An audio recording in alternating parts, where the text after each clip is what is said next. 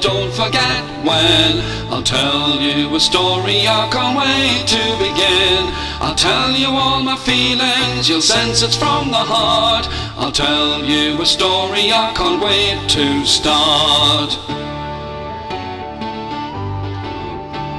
There once was a girl with golden curly hair. She tried some porridge and she broke a little chair. She went to bed as quiet as a mouse, and when she woke up she was in the bear's house.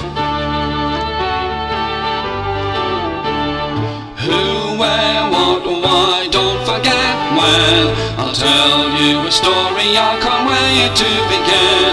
I'll tell you all my feelings, you'll sense it's from the heart. I'll tell you a story I can't wait to start. The big bad wolf said, little pigs, let me come in. No, no, not on your life, not by a ginny gins. So huffed and he puffed and he blew 2 homes away, but it was the little pigs who lived another day. Who, where, what, why, don't forget when. I'll tell you a story I can't wait to begin. I'll tell you all my feelings, you'll sense it's from the heart.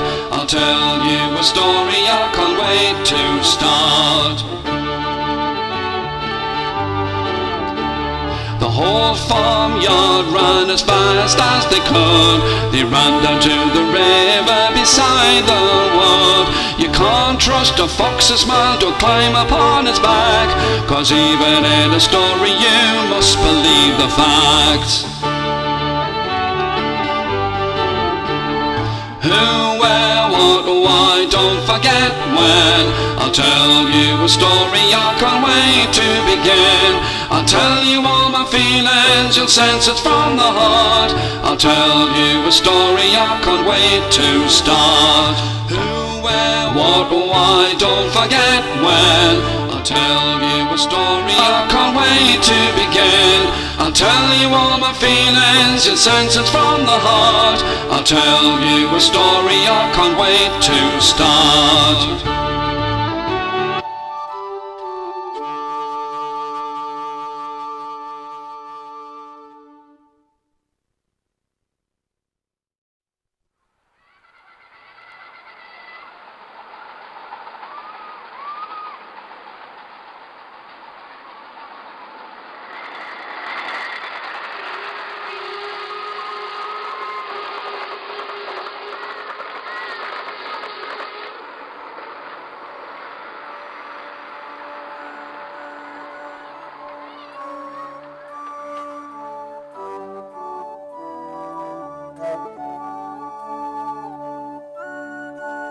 Every Friday, Johnny would go to the park, whether it was raining, snowing, windy, or the sun was high in the air. He loved to feed the ducks and the swans, and he would make sure that he had some dried bread for them to eat.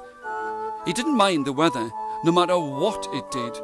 He would save all of his crusts for the ducks, even though his mum told him that he wouldn't get curly hair if he didn't eat his crusts. He didn't care, because his black hair was very curly indeed, and he definitely didn't want it to be any curlier. Anyway, he loved to hear the ducks quack quack their thank yous as they gobbled up the bread. He loved the way that the swans would waddle up to him and take the bread and shake their necks and swallow it down like snakes at the zoo. One cold and windy day, he went down by the side of the rough roaring sea and entered the park through the high iron gates, and he could see that he was the only person there. He was often the only person there at the park, feeding the ducks in the bad weather. It was the fine big swans that started to come towards him, and they honked and squawked as he reached into his coat and pulled out the thin plastic bag filled with the bread and dry crusts. The noisy ducks were just behind them because they were hungry, very hungry indeed. Just you wait your turn. There's plenty for everybody." Johnny was laughing as he pulled a slice of granary bread out of the bag. As he was going to throw it into the water for the birds flocking around the edge of the boating lake, it was picked up by the wind, and off it flew into the air and over to the sea. Don't worry, I've got lots and lots and loads of bread. But the next piece of bread went out and into the sea. The birds were clucking and fussing by his boots, and in no time at all he had not a single crumb of bread left for the birds. He didn't know what to do, but he thought that he could go back by the side of the silvery sea, go home and get some more bread.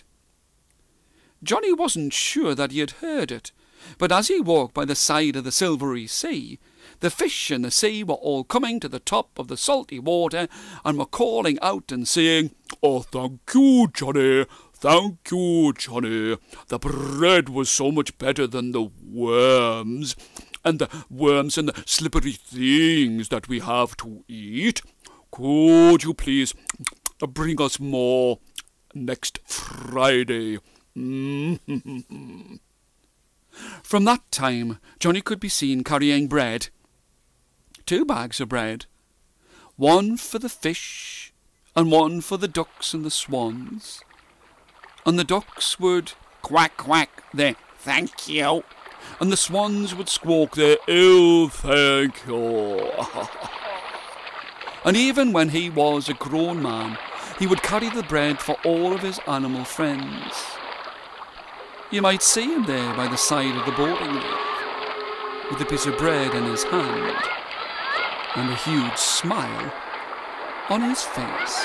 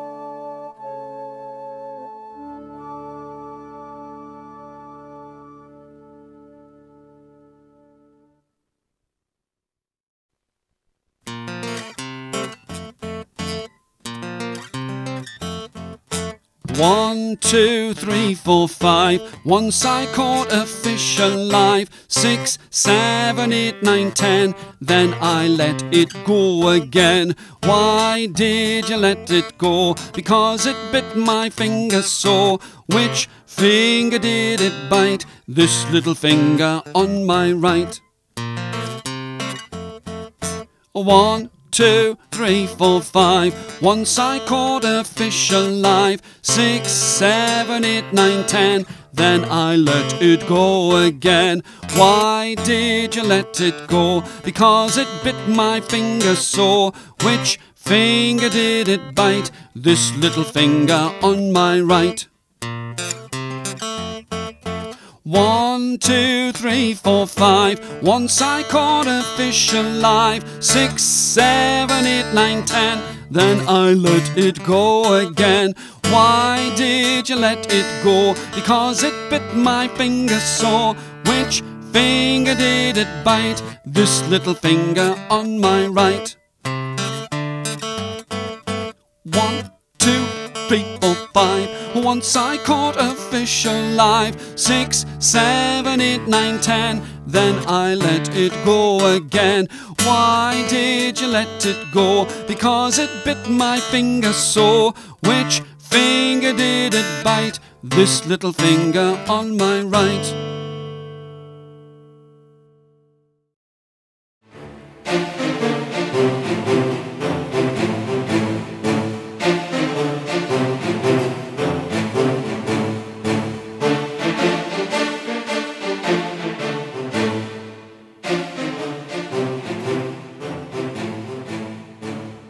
cold snow was falling, and the short man was hiding behind a tree and hoping that he could steal something from someone's pocket. His small fingers were as quick as lightning, and he could steal anything from anyone. When he was little, he'd been dared to take something out of a shop, and now that he was older, he loved to take things that weren't his. He was cold, but he didn't care as he hid in the icy shadows. "I wonder what I'm going to get today," he said to himself. He could see his breath as it made mist in the freezing air. He knew it was cold because the water of the boating lake was frozen, and the small ducks and the huge white swans were slipping and sliding on the cracked ice. "Yes, I wonder what I will get today. I would like to have—" His words were cut short because he could hear someone coming up to the side of the wide lake. He knew that if he wanted to get something that wasn't his, he needed to be still and quiet. He could hear her sweet voice echo in the empty park, and he could just see the shadow that she made as the sun was going down on this late winter's evening. She was a tall woman and had straight black hair that hung over her shoulders. She talked to the birds as they came closer to her. "Well, I should think that you are very hungry indeed, and you're not the only one. I'm hungry too." She reached into her dark coat's pocket and pulled out some broken biscuits and crusts. "I know it's not much, but I'll bring you more tomorrow. Maybe then I'll have some cake and some jam and bread." She laughed out loud because she loved jam and bread. It was her favourite food. Not just jam and bread, but hot jam and bread. In fact, she had a small parcel in her right pocket that had some sweet red strawberry jam sandwiches. They were as hot as a boiling copper kettle. It was keeping all of the cold from her bones as she stood in the cold park. She didn't know that the short man was behind her. She didn't know that he was reaching towards her pocket. She didn't think that she would have anything in her pocket that someone would want to steal. He didn't know that he was in for a nasty, terrible shock. Reached into her coat and grabbed her red-hot sandwich.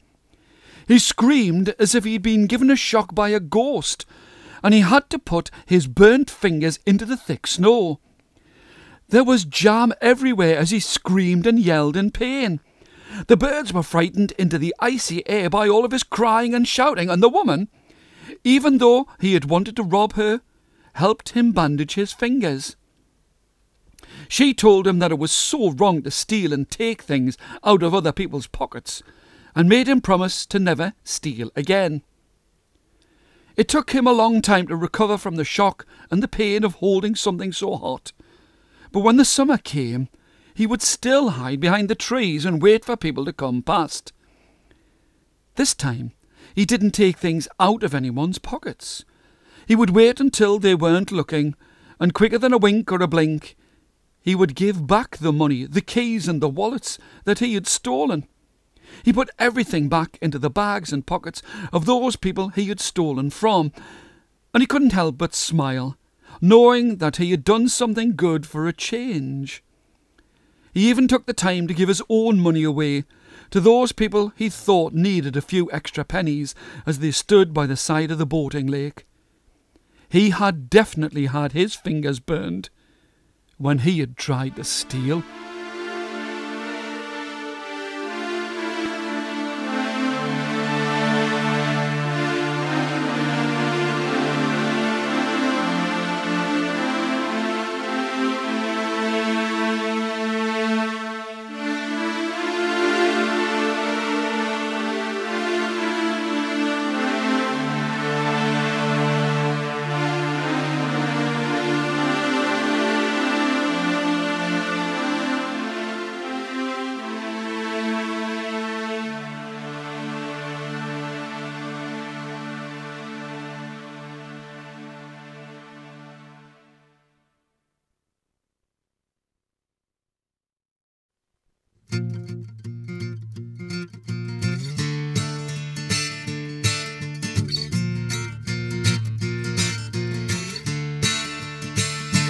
When the rain falls down on the fish in the sea, till they get wet like you and me. When the rain falls down on the fish in the sea, do they get wet like you and me? Do whales and fish fight? Do they go to bed at night? Do they wake up in the morning with a terrible fright? When the rain falls down on the fish in the sea, do they get wet like you and me? When the rain falls down on the fish in the sea, do they get wet like you and me? The starfish shine, a shark's really kind. If you ride upon a seahorse, would he mind? When the rain falls down on the fish in the sea, do they get wet like you and me? When the rain falls down on the fish in the sea, do they get wet like you and me? The fish fingers have nails, the trumpet fish do scales. When Jonah got swallowed, did he sing good in Wales? When the rain falls down on the fish in the sea, do they get wet like you and me? When the rain falls down on the fish in the sea, do they get wet like you and me? Slipper fish wear high heels with soles and eels. If you trod upon its tail, would a catfish squeal? When the rain falls down on the fish in the sea, do they get wet like you and me? When the rain falls down on a fish in the sea, do they get wet like you and me? Halo, said the angel fish, hopping onto a carp. Do you know stonefish don't sink, and razorfish ain't so sharp? When the rain falls down on the fish in the sea, do they get wet like you and me? When the rain falls down on the fish in the sea, do they get wet like you and me? Do whales and fish fight? Do they go to bed at night? Do they wake up in the morning with a terrible fright? When the rain falls down on the fish in the sea, do they get wet like you and me? When the rain falls down on the fish in the sea, do they get wet like you and me?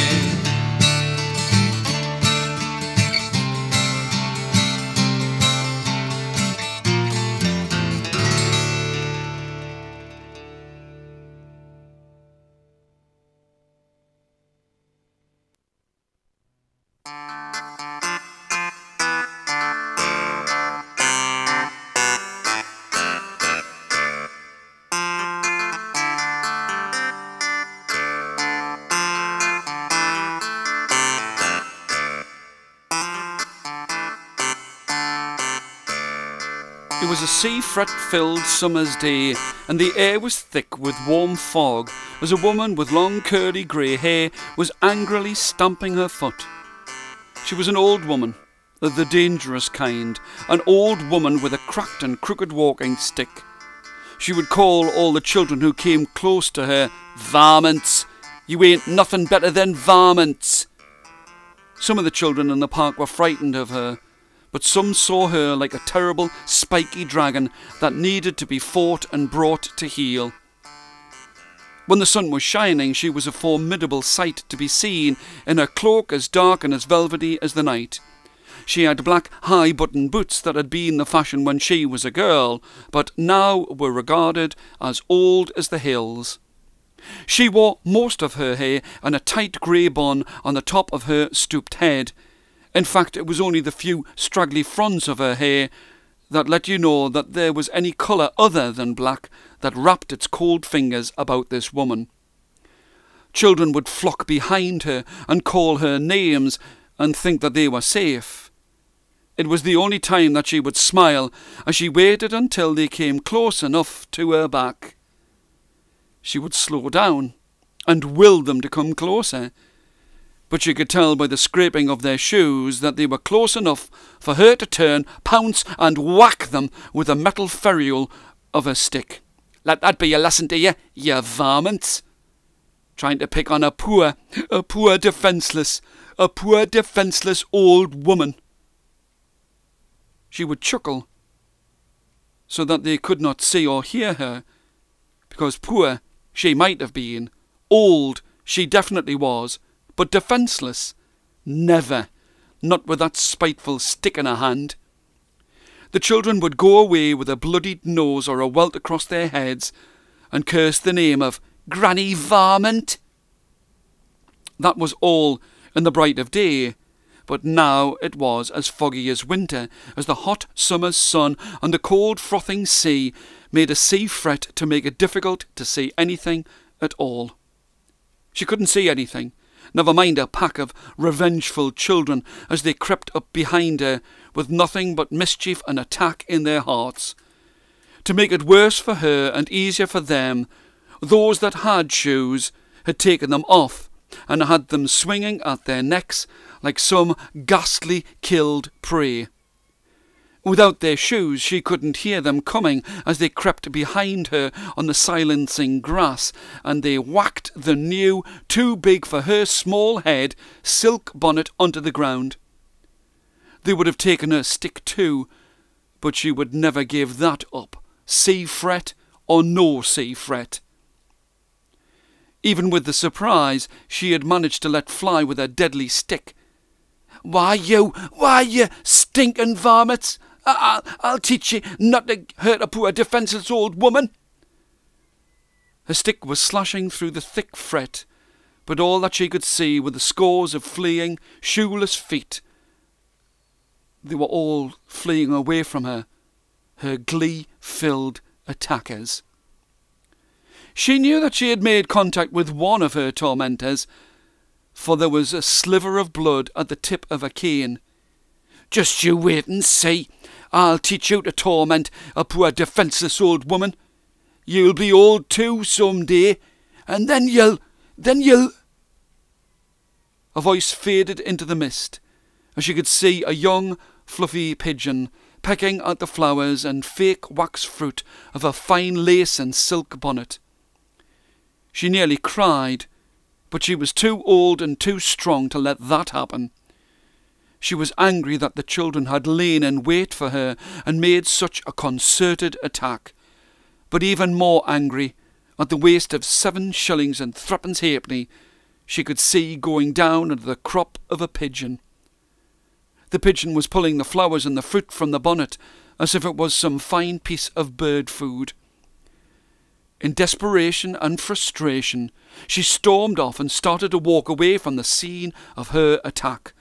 What she didn't know was that she was heading directly towards the lake. In the complete white out of the sea fret, she didn't know where she was, and she couldn't tell that she was walking towards the lake. Shadows of trees and rustling of sniggering children made her lose her bearings in this new park. She knew this place when this land had been waste ground, and then no one would have bothered her.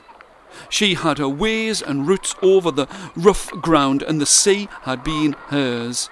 Then there was no one to bother her, no one to meet or to be friendly to. That was before this park with its ranks of trees and varmints who would try to torment and tease her. Still, she sped on and would have been awoken from her anger by a dowsing in the park lake if she hadn't have had already nearly bumped into a little girl. In the gloom, a little girl stepped forward as if from nowhere. They both yelled in surprise as they careered into one another. "Get out of my way, you varmint! I knows your sort. You'd beat on an old defenceless." The small girl in a white velveteen-collared coat eyed the drops of blood on the tip of the cane with disbelief and suspicion.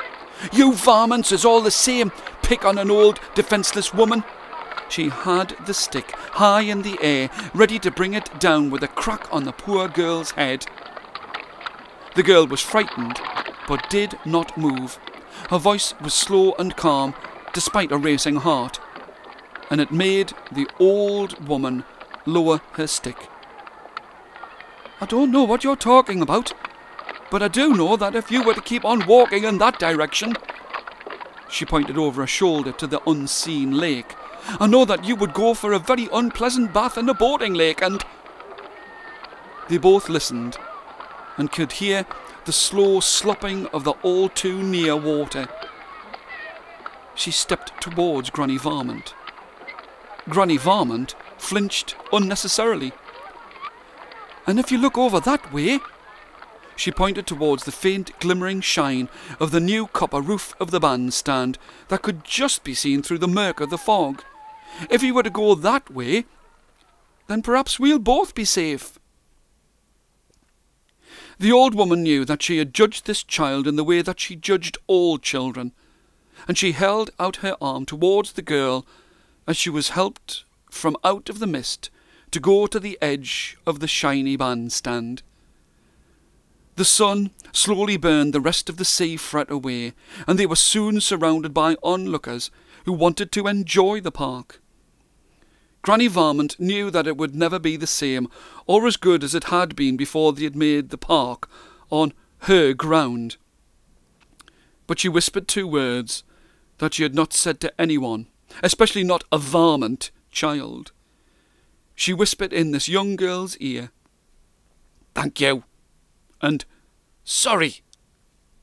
She whispered those 2 words as the day became a fine summer's afternoon that neither of them ever forgot.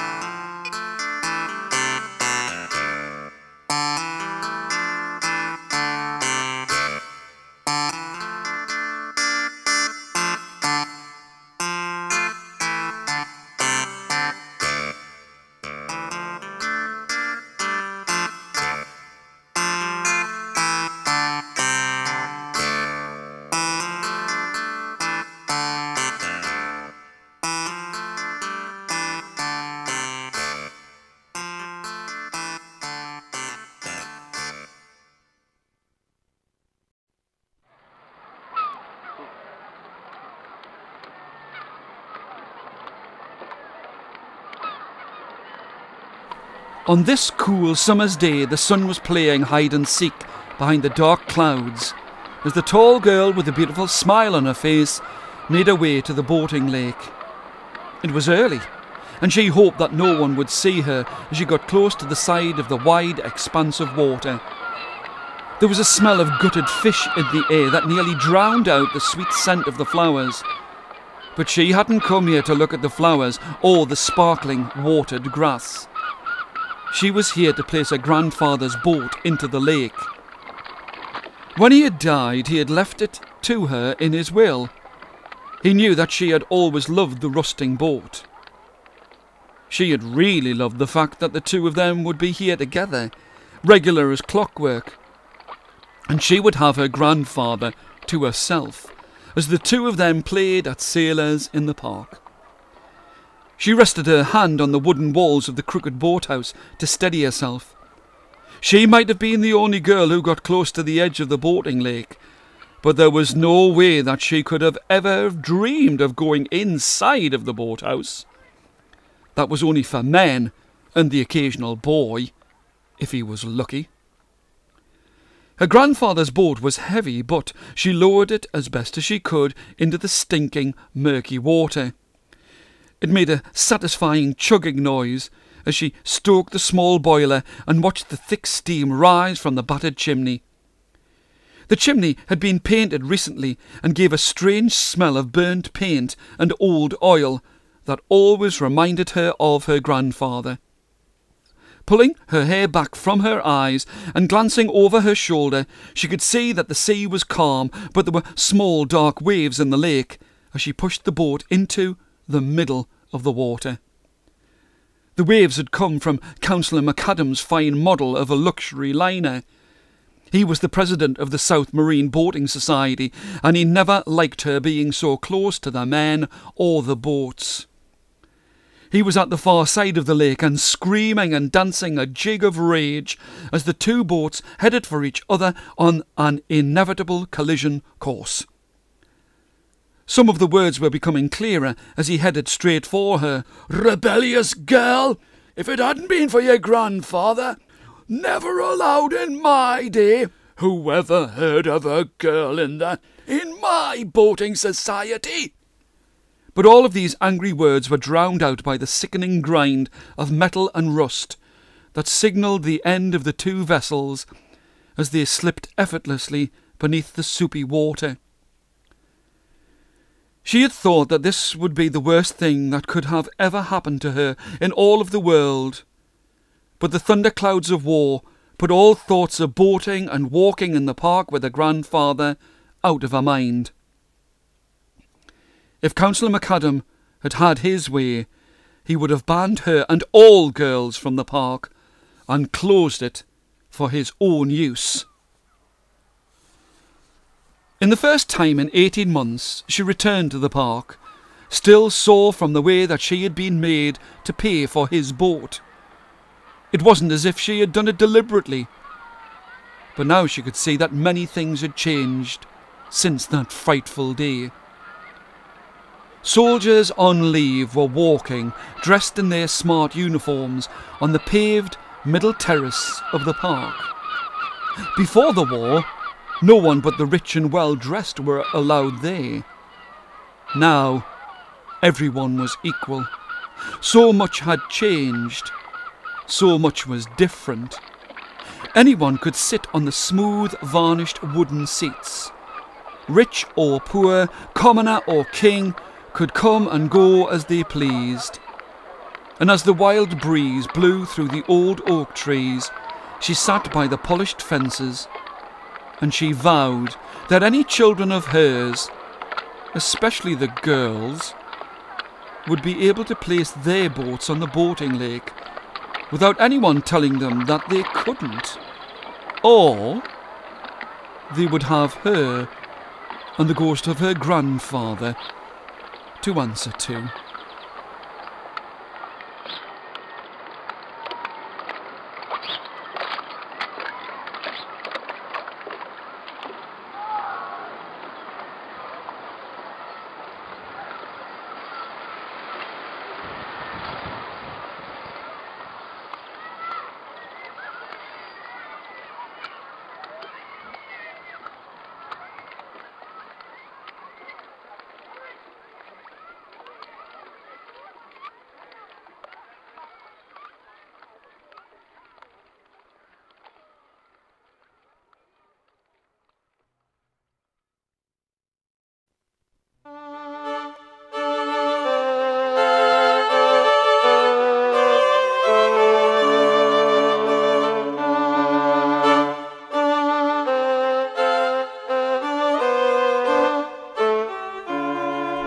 The girl was sad and had no mother or father, and even though she was in the middle of the flowers, she had no happiness in her heart. She loved the flowers and the animals that she could see in the park, and every single free moment that she had, she would spend it in the park. A faint breeze blew her short curly blonde hair away from her blue eyes and small round nose as she looked out over the vast expanse of neatly manicured grass, and she could see the roof of her grandmother's house. Her grandmother was kind to her and always wished that she could have given her more in this life, but she was not the richest of women, and it meant that her granddaughter had to go and clean houses. She had to go to work to make sure that they had food on the table and clothes upon their backs.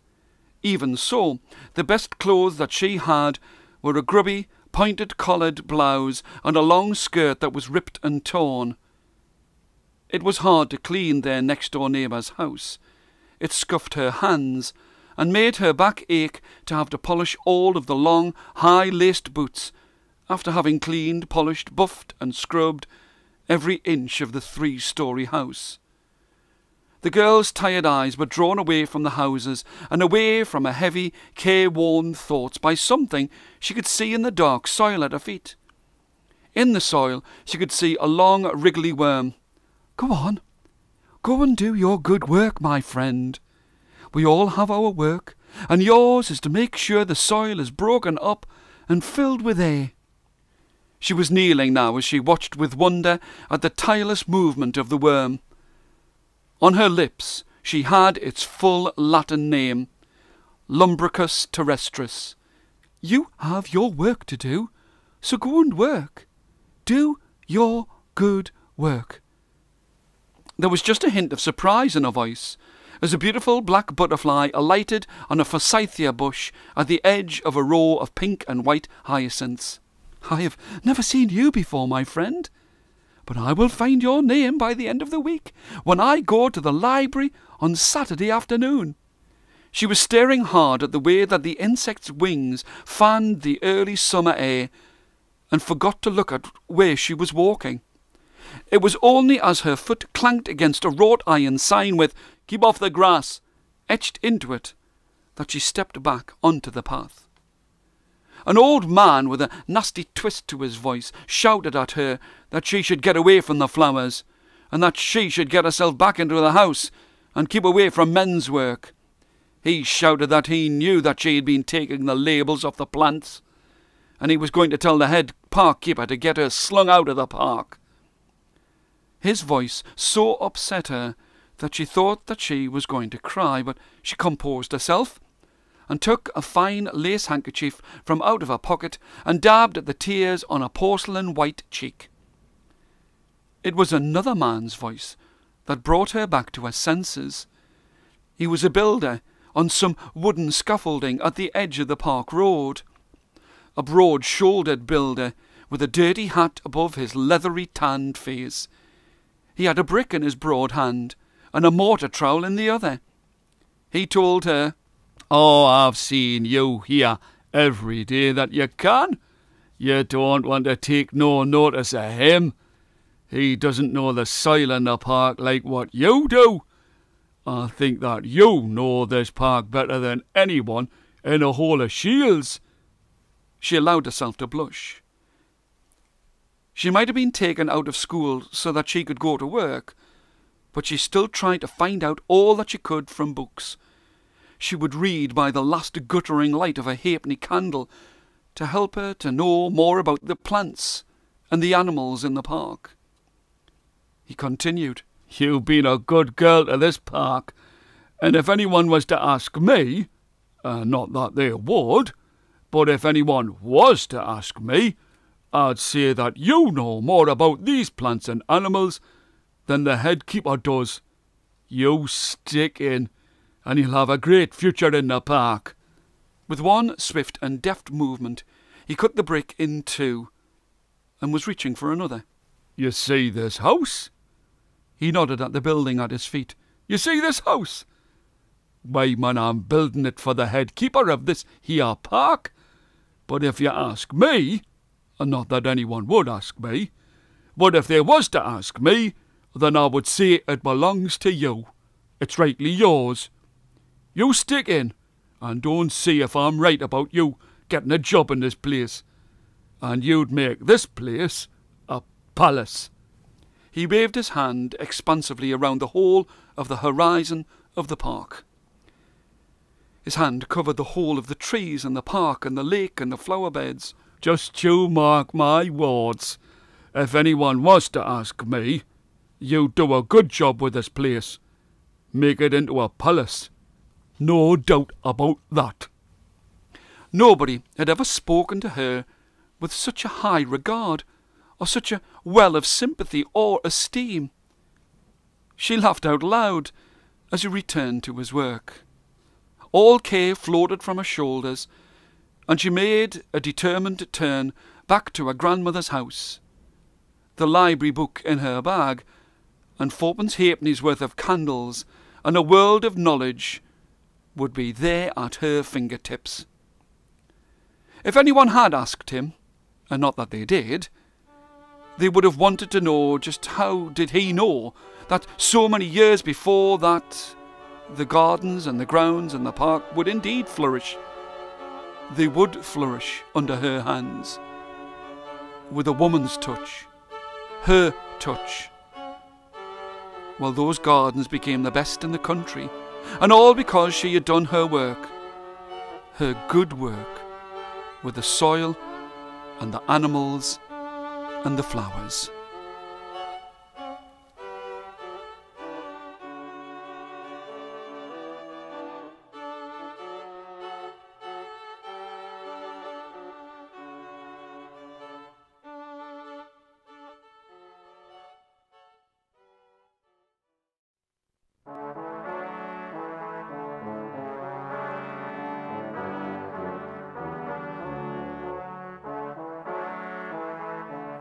She was standing in the middle of the crowd by the side of the bandstand on one of the hottest October Sundays that she or anyone else could remember.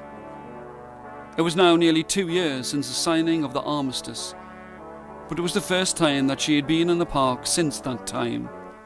She was a tall woman, tall, pretty, rich, but in the middle of the crowd she felt completely alone. Sadness wrapped its cold, clammy fingers around her heart as she thought about her husband. Her husband had died in Germany 2 weeks before the end of the war. There was no way that she could forget the radio playing a song, their song, as she was given the telegram. On the day that it arrived, the sun was shining and made a halo around the postman as he stood in silence by the front gate. The song on the radio was the same as the one being played on the bandstand now. The music was floating in the air, and people were dancing on the dry earth. If she'd been feeling kinder, she would have laughed at their ragged steps, but their footsteps sounded like a herd of elephants. All around her, there were people singing the song that brought her nothing but pain, and hordes of howling children were watching the gaudy puppets and the violent antics of Punch and Judy.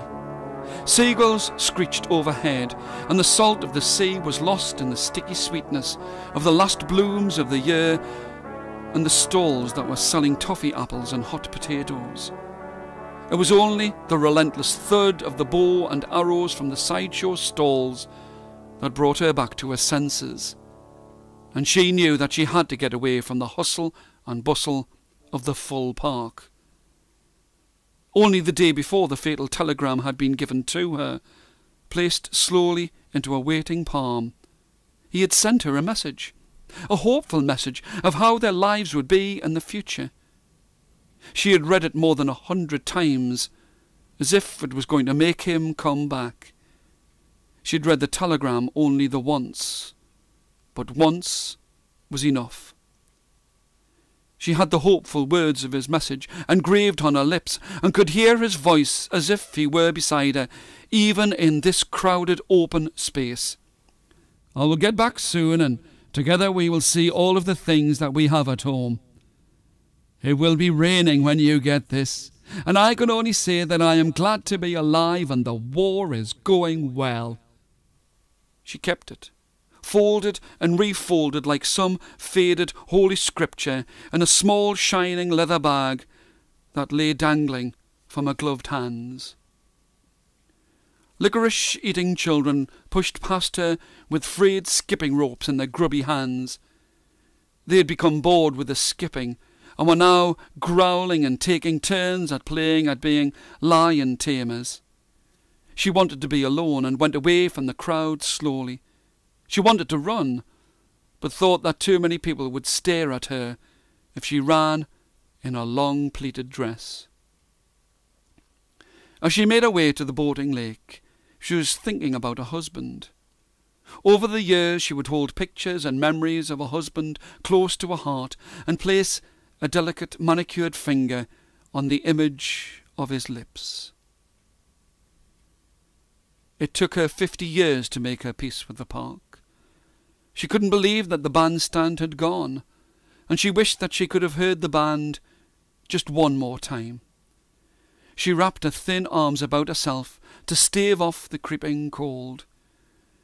The evening sun cast long shadows on the rippling lake water, and with the rustle of golden-brown leaves in her ears, later she allowed the ghost of a smile to go across her face as she turned one last time back towards her home.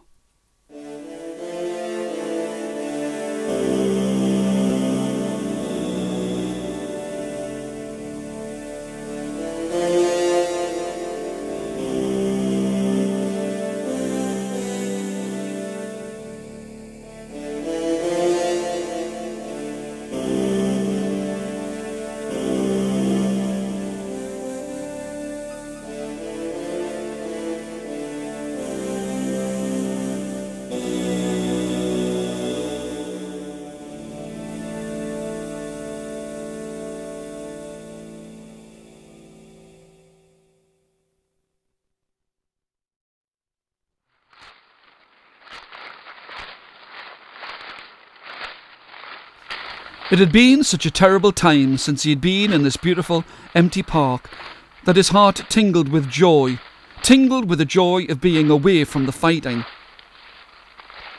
He was with his own son in the place that he had known before the war. This was where he had sat with his own mother and father, and they had had a picnic on the day before he had to go for his training. They had laughed and joked about how this would make the world a better place for him and his family. They had talked about everything but the fighting. It was all so exciting, and he had filled his son's head with the glory of war that he didn't have the nerve to tell him of the horrors and destruction that he had seen. His son had kept a diary of news clippings and photographs that he had cut from the London Illustrated News. He was going to show it to his father after they had sat and eaten. Always trying to put his frightening memories to the back of his mind, he ran to catch up with his son by the edge of the bandstand. Even though there wasn't a band there, inside of his head he could hear music and smiled at the parading brass band that had played on the day that he had left. Food was on his mind. That last picnic and the food, the disgusting slop he had forced down in the trenches, still stung his tongue. He had a full 2 ounces of ham and the best part of half of a loaf in his heavy D-mob coat. He couldn't wait to see his son's face when he showed him what he'd got for the two of them. It was a feast that many of his friends back at the front would have and did kill for. They walked past the side of the boating lake water, and he knew that when they reached the top of the hill they could turn down towards the trees. In his satchel, his khaki, rough cotton medic's satchel, he had the book that he had read to him before he had gone away, before the war. Before the war they would go to their special place and hide in amongst the muddy hollows and read and laugh and listen until it was too dark to see. Beside that book was his own diary that he had written while he was fighting. It didn't make for pretty reading, but it was the only thing that kept him from falling apart when he was so far away from home. He knew that his son found it hard to be the only boy at school whose father was not out there fighting, but that one bullet had put paid to his fighting days. How strange to think that a little piece of metal, no bigger than your little finger, had robbed him of his hand and his place in the fighting. He would have liked to have said that he was sad not to be in the thick of it, but he wasn't, and he didn't regret being home. His wife didn't understand the letter he had written before it had happened. He had told her that he had had enough of the fighting and wished that he could come home. He wished that he had never sent it, but he had, and there was nothing that he could do about it. She called him a coward to his face, and even if he had shown her his diary, she still wouldn't have understood. Nobody who hadn't been there could know what it was really like. His son, not thinking, pushed his father amongst the shivering trees, and as this ex-soldier, ex-husband fell into the muddy hole, He was back at the front line again, up to his knees in mud, and with his good hand in front of him, holding on to an imaginary gun. He could hear the battle all around him, and he fell below the grassy edge of the dip in the soil and reached for the shining bullet he kept in the heel of his shoe. His son was as white as a ghost to see his father catapulted into his darkest memories, and could only blurt out, Sorry, I didn't think that. I didn't know."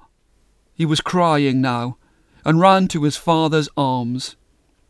Speaking slowly and carefully, pushing all of his own fear and confusion out of his voice, he asked his son to show him his scrapbook of the war. "Go on. Show me what you've got in there. I really want to see what you've got in that book of yours." He smiled as his son revelled in the glory of war from a distance. He would keep his own diary a secret, and perhaps he would never show it to anyone. But definitely not now. Here in this part of the park that felt too close to a battlefield, he felt too far away to allow himself to smile.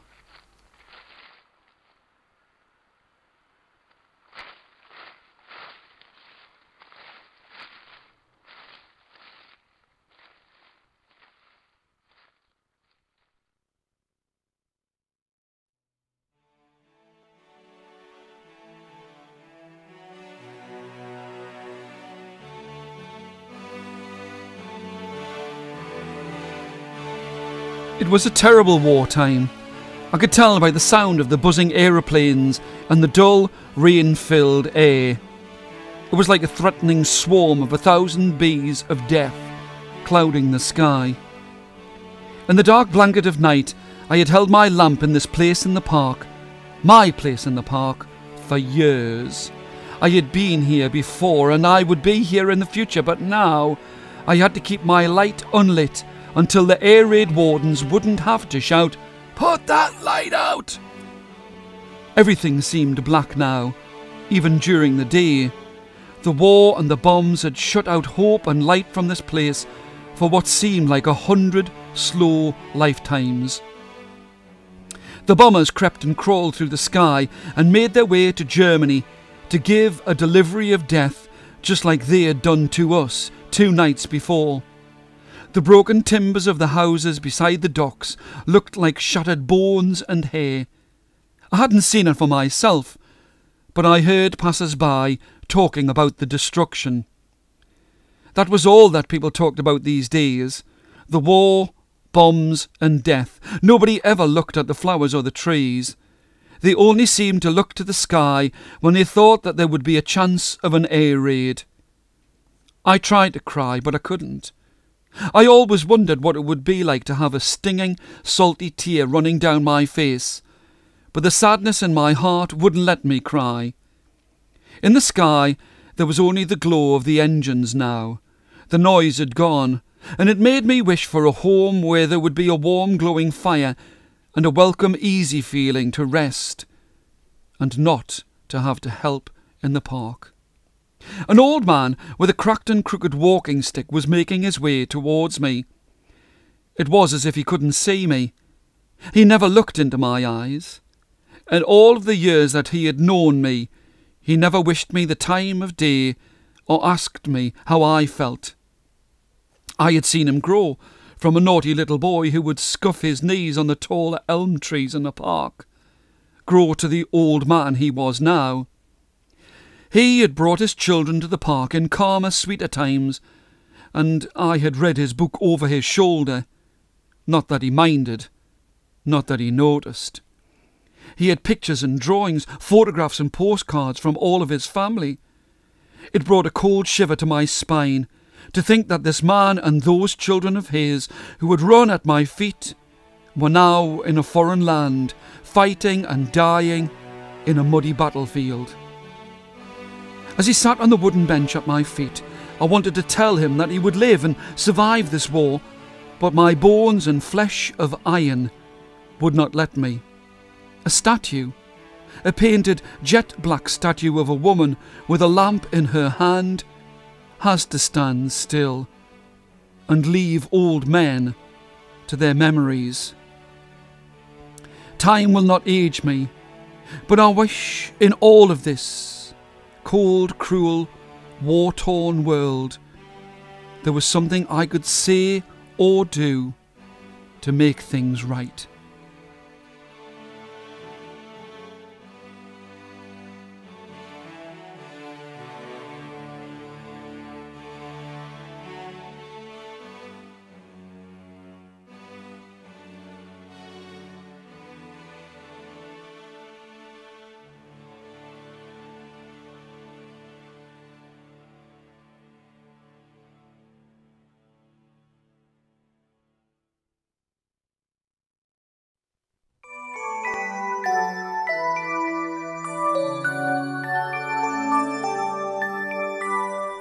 There was no way that you could miss this girl in the park.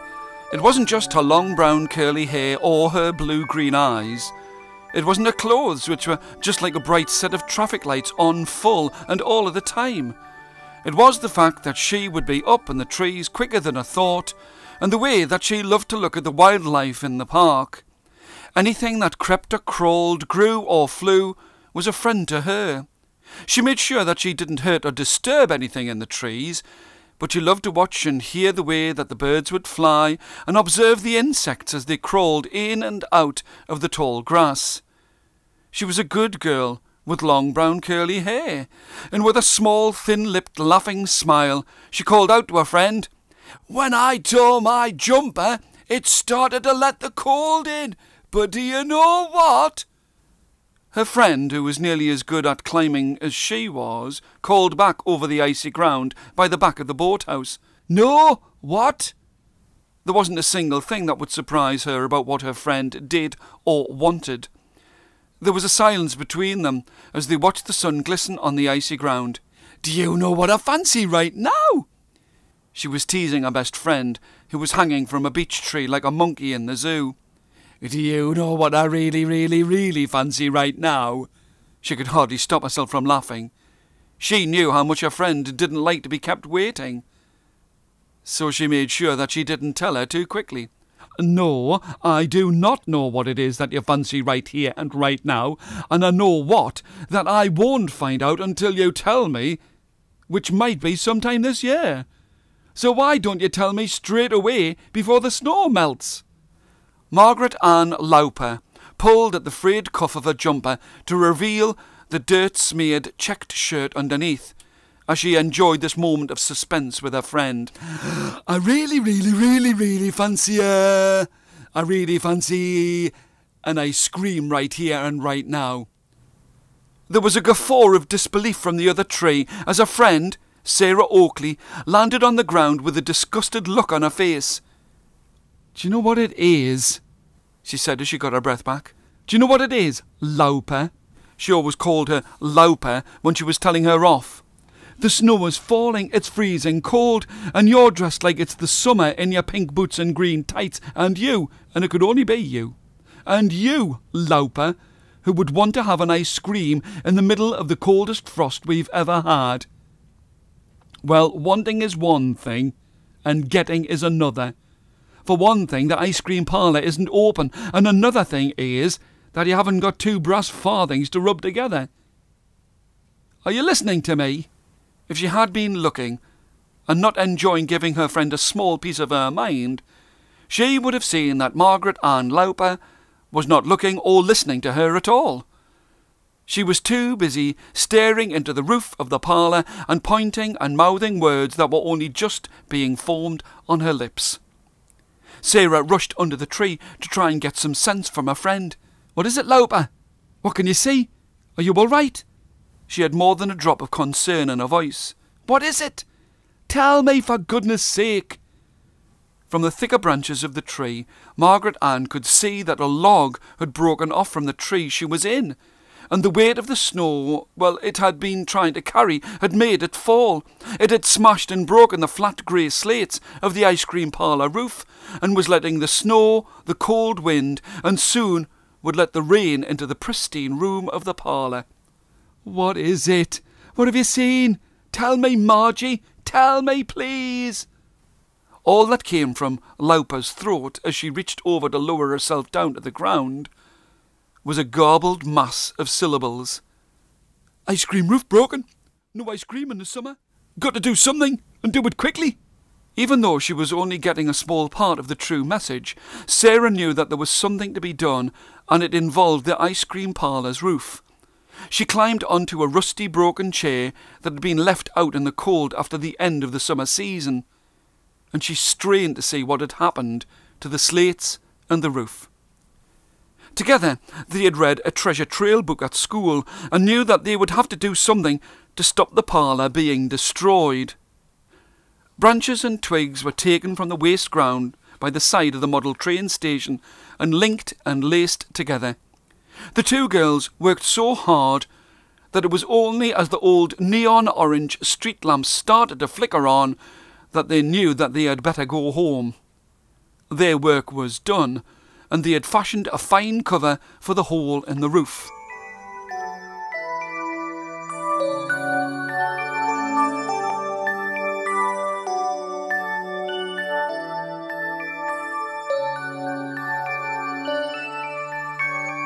That night was one of the worst falls of snow that South Shields had ever known, and they didn't and couldn't go to school.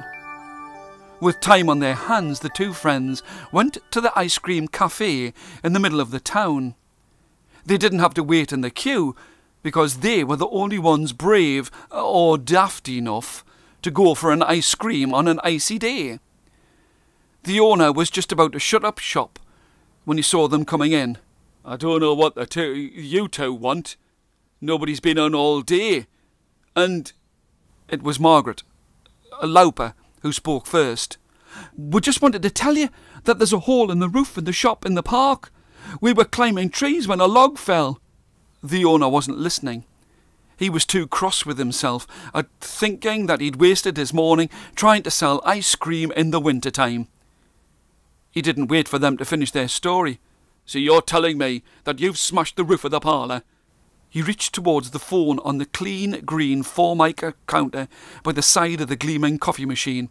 "I'm going to phone the police and find out what they say to you two vandals who've wrecked." Sarah reached forward and put her hand up to stop him. "No, you've got it all wrong. Just calm down and listen."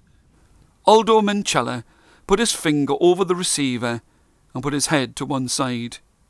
"If you could listen for once. What Laupa was trying to say was we saw a log had smashed the roof, and we put some twigs over the hole to stop it getting any worse, and you should be grateful to us for helping you." The owner didn't stop for a second. He had the "Sorry Closed" sign turned to the outside of the glass door and had his arm and his jacket and the keys to his smart black car in his hand, quicker than you could say Knickerbocker Glory. If he had been a gentleman, he would have taken the girls to the park in the car, but they had to make their own way through the deep, crisp snow. They could see that the door was open and that Aldo was inside. When he saw the girls, he blurted out, "I'm sorry. I did jump to conclusions, didn't I?" He looked up at the intricate woven structure they had made to save the parlour. "You're good girls, and you've really helped me and the family. If there's anything that I can do, just let me know." It was then that a small, curved, wicked smile crept over Margaret Ann Laupa's face. "Well, you could do one thing. There is one thing that we want." Sarah held her breath as she heard her friend talk. "There is one thing that we want, and that's could we have an ice cream each for helping you?" Aldo Minchella let out a laugh that could be heard on the far side of the park. "Of course you can. You can have an ice cream any time you want. All you've got to do is ask." The three of them became the best of friends, and even when they had become young women, the ice creams were on the house. But Margaret, being Margaret, she would have a hot, steaming cup of tea in the heat of the summer, and she only had an ice cream in the cold of winter.